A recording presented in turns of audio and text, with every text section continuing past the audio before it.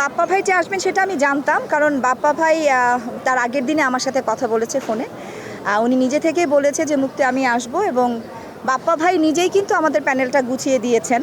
ওইটা উনি নিজেই বলেন এটা আমাদের প্যানেল, এভাবেই বলেন। তো আমি তো জানতামই বাপ্পা ভাই আসবে। তো বাপ্পা ভাই আসার পরে তো একটা আলাদাই আনন্দ সবার মনের মধ্যেই ছিল, যে এতটাই বেশি খুশি হয়েছিল সবাই যে আমাদের জন্য আসলেও আমার যে বিপরীত মানে প্যানেলের লোকজনরা মানে প্রার্থীরা আছেন তারাও কিন্তু বাপ্পা ভাইকে খুব টানাটানি করেই ওনাদের মানে মনোনয়নপত্র জমা দেওয়ার সময় নিয়ে গেছেন। তো এটা তো হবেই, আসলে বাপ্পা ভাইকে সবাই ভালোবাসে, উনি আসলে একজন ভালো মানুষ। আমি আসলে বরাবরই কোনো রকম ঝামেলার মধ্যে থাকতে চাই না। জয়ের সাথে দেখা হলে আমি হাসি মুখে কথা বলি, এবং আমিও তার জন্য অনেকের কাছে দোয়া চাই যে আপনারা জয়ের জন্য দোয়া করবেন। ওকে আমি ছোট ভাই হিসেবেই জানি, আর জয় আমার সাথেও ভালো, আমিও জয়ের সাথে ভালো।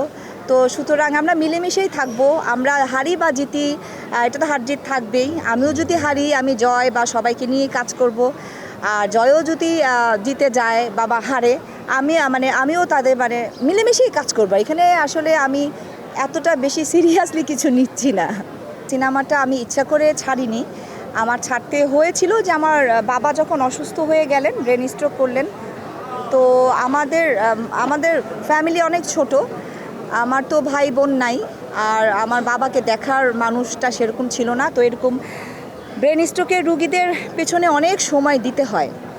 আমার মারও তো বয়স হয়ে গিয়েছে, তো আমাকেই আসলে দেখতে হতো, যেই কারণে আমি সময়টা দিতে পারিনি। বাবার মারা যাওয়ার পর আমার মাও অসুস্থ হয়ে গেলেন, তো ওনাকেও আমার দেখতে হয়। আর আলহামদুলিল্লাহ মা এখন আগের চাইতে কিছুটা সুস্থ আছি, তো বেঁচে তো আছি। তো যদি কখনো সেরকম ভালো কোনো ছবি হয় তাহলে করব ইনশাল্লাহ, আর না হলে করব না। হ্যাঁ, এটা আমি মিথ্যা বলবো না যে না আমি মুক্তি, আমাকে সবাই ভালোবাসে, আমাকেই সবাই ভোট দিবে না, এগুলো আমি মিথ্যার মধ্যে নাই। অবশ্যই কাজ করছে, অবশ্যই আমার মাকে সবাই ভালোবাসে। ফিল্মে আমার মার আমার চাইতে অনেক বেশি পরিচিত আমার মা। তো মার একটা প্রভাব তো অবশ্যই পড়বে।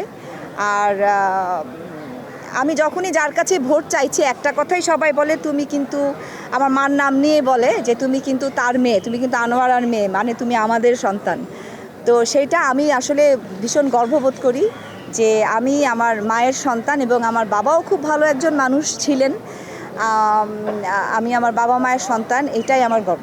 আমার মায়ের অনেক ইচ্ছা ছিল যে আমার মা কিন্তু অনেকবারই নির্বাচন করেছেন, কিন্তু উনি অন্য পদে ছিলেন, সেক্রেটারি পদে ওনার ইচ্ছা খুব আগ্রহ ছিল যে উনি করবেন, বাট উনি সুযোগ বা সুবিধা জন্য হয়তো বা করতে পারেননি।